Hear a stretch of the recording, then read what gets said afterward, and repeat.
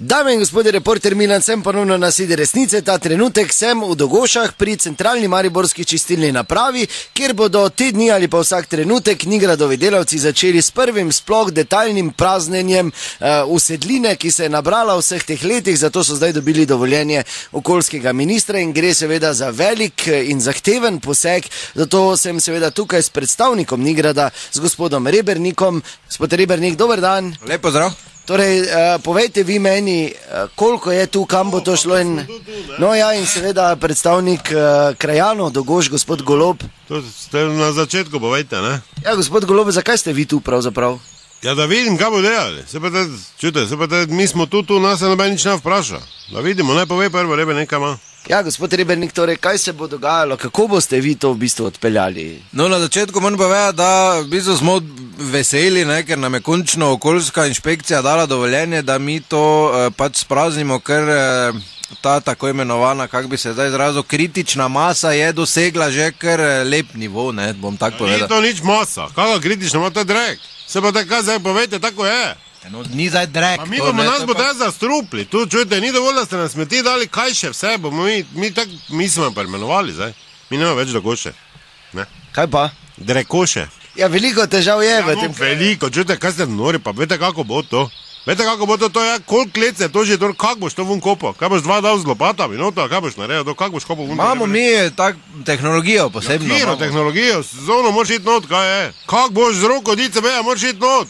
Ti pa sam veš, bolj štoraš, po toti kritični masi bolj smrdi, tako si rekel, pa mi vemo, da nas je zagiftali. Ja, ta von naj bi bil velik problem in tu pravzaprav vi niti ne veste še, kako zelo bo. No, vi morate vedeti, mi to zdaj prvič delamo, ne? Tako da pričakujemo, da bo mogoče malo vonja imelo, ne? Ampak jaz tudi ne bi neke panike zganjal, ne? A vi boste zdaj probavali? A oni bojo probavali, zdaj, veš da. Zdaj pa malo probavali, pa malo tako pošarili, veš, kot da greš s palčko noter, pa če bo preveč, bo se oni pejali. Mi pa ko na sebe tu, ne? Se pa tako vedno. Ja, nič ne bomo mi probavali, to je zdaj pač treba sprazniti, to bomo mi strokovno spraznili, pol se na teh točno pač določenih tovornjakih to odpelja v Avstrijo in se to tam sprazni, ne? Kaj te govoriš, nekaj strokovno, Rebernik? Zicem bel, boš vun baso, pa boš na Kiper gor davo, kak je strokovno? Pol boš pa Kiper z vapom tu prav še na koncu, za poslastico nam tu.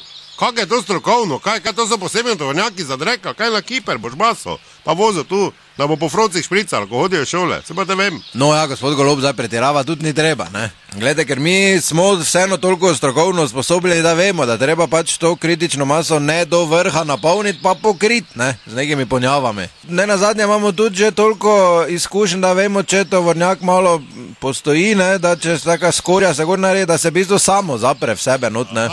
Tako da vi boste čakali, da bomo mi pocrkali od smrada, da se bo skorja naredila, super.